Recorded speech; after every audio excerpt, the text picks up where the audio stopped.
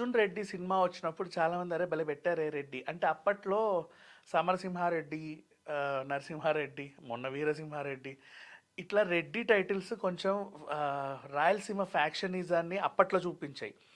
తర్వాత ఇప్పుడంటే అర్జున్ రెడ్డి టైప్లో మెడికల్ స్టూడెంట్గా ఒక టైప్ ఆఫ్ క్రియేట్ చేశాడు మన సందీప్ వంగ.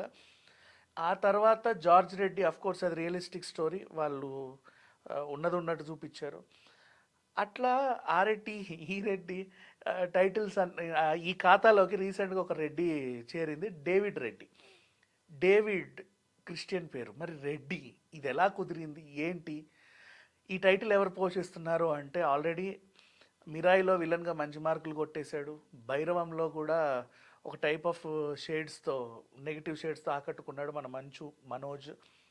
ఇప్పుడు డేవిడ్ రెడ్డి సినిమాతో హీరోగా రాబోతున్నాడు మళ్ళీ ఆఫ్టర్ లాంగ్ టైం. అంటే మిరాయి అండ్ భైరవంతో తను అంటే మళ్ళీ మంచి గ్రాండ్ రీఎంట్రీ ఇచ్చినట్టే చెప్పుకోవచ్చు. అయితే దీనికి హనుమరెడ్డి ఎక్కంటి అనే ఒక కొత్త డైరెక్టర్, దర్శకుడిగా ఇండస్ట్రీకి పరిచయం అవుతున్నాడు ఈ సినిమా ద్వారా.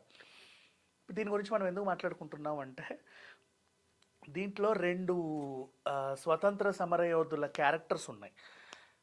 దానికి ఎవరైనా స్టార్ హీరోలు ఉంటే బాగుండు అని యూనిట్ వాళ్ళు అనుకున్నారు.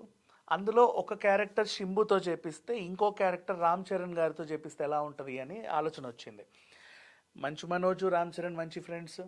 అండ్ ఇంకొక విషయం, వీళ్ళ బ్రదర్ మంచు విష్ణుది కన్నప్ప సినిమాలో ప్రభాస్ ఎలా అయితే ఒక క్యామియో రోల్ చేసి సినిమానికి బాగా హైప్ తీసుకొచ్చాడో, సేమ్ అలాగే ఈ సినిమాలో ఒకవేళ రామ్ చరణ్ ఉంటే దీనికి కూడా పెద్ద హైప్ వచ్చే అవకాశం ఉంది. అండ్ నెక్స్ట్ అలాగే శింబు.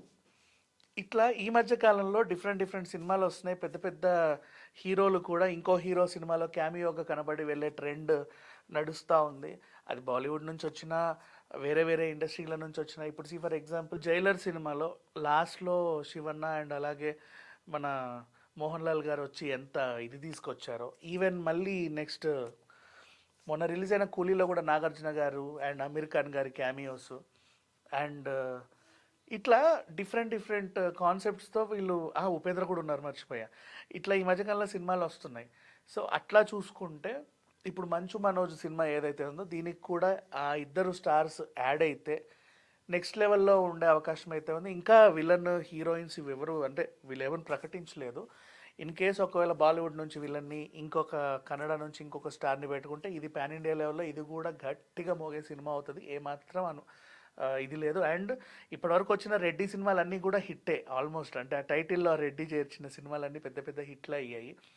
ఇది కూడా మేబీ హిట్ అయ్యే ఛాన్స్ అయితే అంటే పుష్కలం కనబడుతున్నాయి. టీం అంతా బాగుంది, వీళ్ళ అనౌన్స్మెంట్ కూడా చాలా బాగుంది. అండ్ ఆఫ్టర్ విలన్గా చేసిన తర్వాత నెక్స్ట్ మళ్ళీ హీరోగా టర్న్ అవుతుంటే ఇదొక క్రేజ్ మన మంచు మనోజ్కి.